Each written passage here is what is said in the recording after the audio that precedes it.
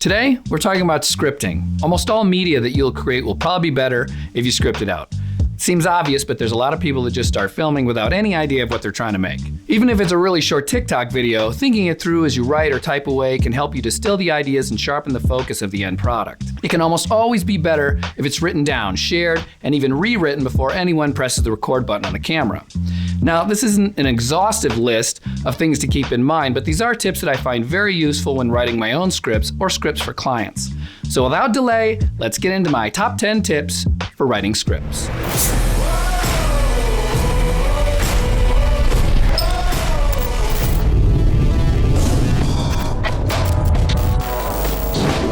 Number 1, use what you already have. Making videos and films can be expensive. Do yourself a favor and think about what you already have at your disposal to make something engaging. For example, location. Do you live in the suburbs, the mountains, near the ocean? Do you have a friend who owns a barn or an amazing loft apartment you can use? Or maybe a friend owns an incredible vintage car you could use to up the production value. These things not only bring your costs way down, but can also serve to help give you creative ideas for your story. I've always felt the constraints made my job of being a creative easier, not harder, because it helps keep the ideas focused and forces you to thoughtfully consider the sandbox you're allowed to play in. Number 2, choose your target audience.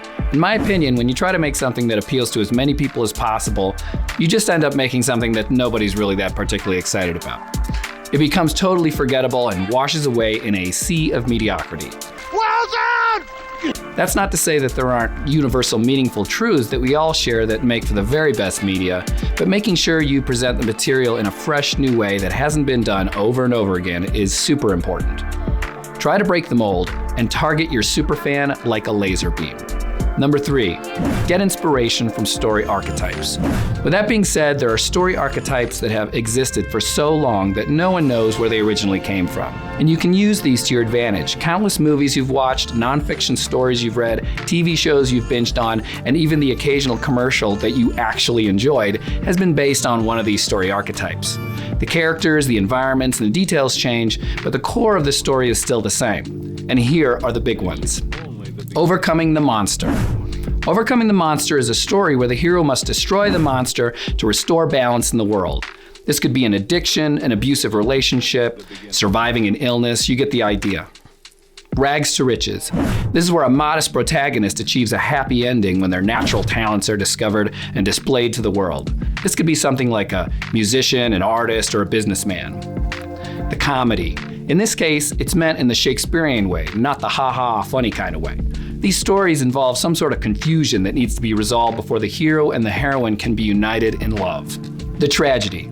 The tragedy teaches us the lesson of overreaching and egotism, what happens when we do what we want instead of what is just and right. We see the consequences of our selfishness, and ignoring the warnings of others, ultimately a harsh lesson is learned. The quest. The hero, along with one or more sidekicks, travels in search of treasure and must defeat evil and powerful odds to eventually get the goods and the girl. Voyage and return.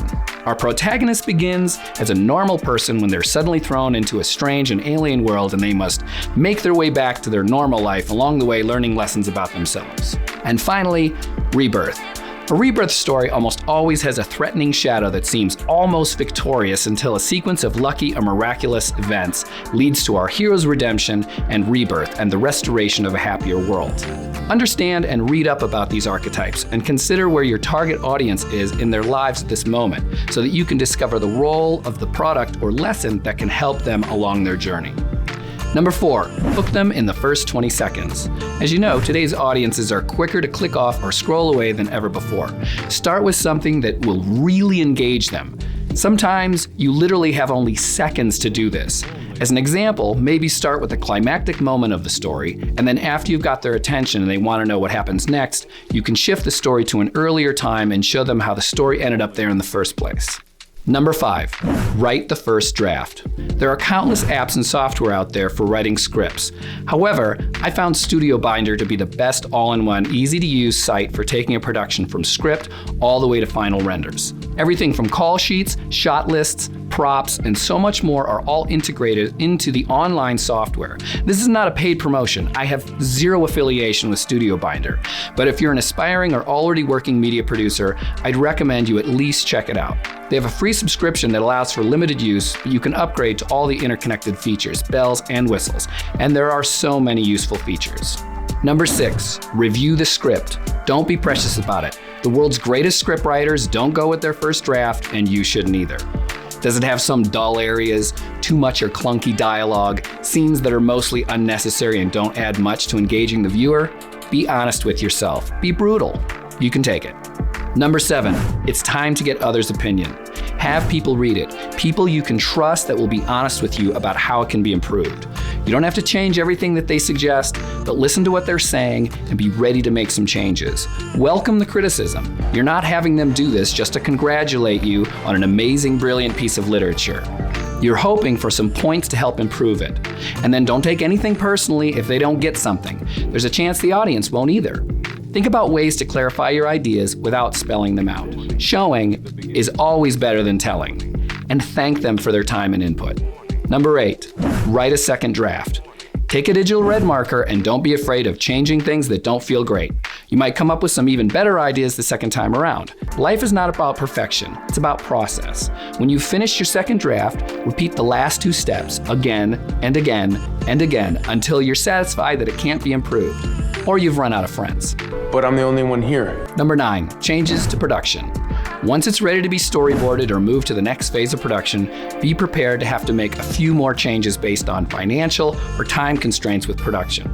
There might even be some tweaks made along the way through filming and the editing process. That's okay, as long as the core of the message and the script are still intact. And finally, number 10, have fun. Creating something out of nothing is one of the most satisfying things a human being can do.